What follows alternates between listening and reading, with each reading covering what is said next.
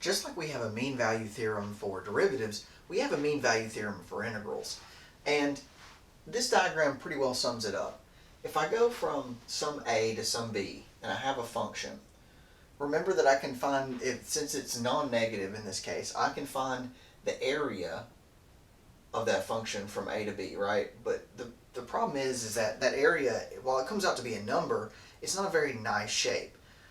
But if I know the total area, and I know the width of this interval, then there's got to be some number I can solve for that if I was just that high, I would have a rectangle with the same amount of area, right? Think if I took this piece off and shaved it off and kind of shoved it in that corner there, there's got to be some point where I can raise the bar to find the right height to make a rectangle that has the exact same area.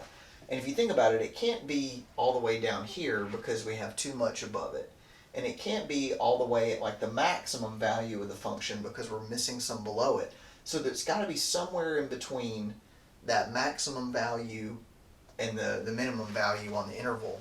There's somewhere in there that height creates a rectangle that has the exact area as the normal integral.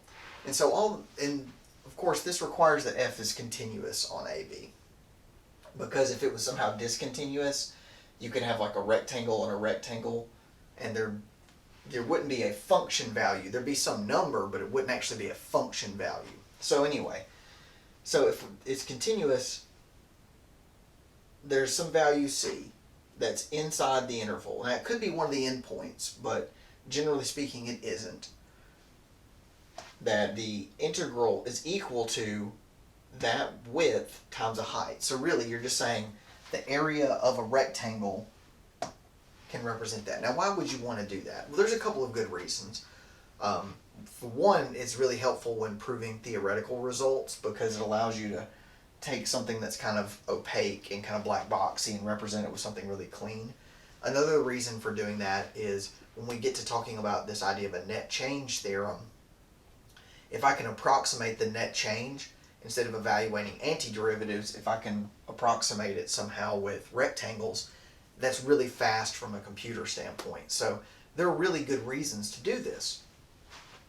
But what we talk about with f of c, we just call it the average value of f. Basically that, this is, some values are going to be higher, some values are going to be lower. This is the average value. Because if you take the average value as a height and multiply it by the width, you get the same overall value. And you may ask yourself, well, what if I want to find the average value? Well, if I want to find it, I just divide b over a, and that's what we have here. To find the average value, we take the total area and divide it by the width, and we get sort of an average height, if you think about that, right? You would say, I have a total area divided by the width is the average height. Simple enough. And to compute that, we're just going to do a very simple example. All right, I want to find the f average of this function on the interval. So then I say, okay, well, it's from 1 to 4. So 1 over b minus a, from a to b, of the function dx. So I simplify that to 1/3. I take an antiderivative, that's x cubed, that's x squared. I plug in 4. 4 cubed is 64. 4 squared is 16. Minus, when I plug in 1, it's 1 minus 1 here, so that's nothing.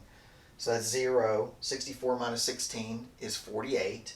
48 over 3 is 16. So this is a pretty, the average value of a function is a pretty straightforward concept. You usually just compute an integral and divide by the width. But it's a really neat result that there's got to be somewhere there that's the exact height that gets you the same amount of area. So that's a pretty useful result that ends up being leveraged a lot for later theory.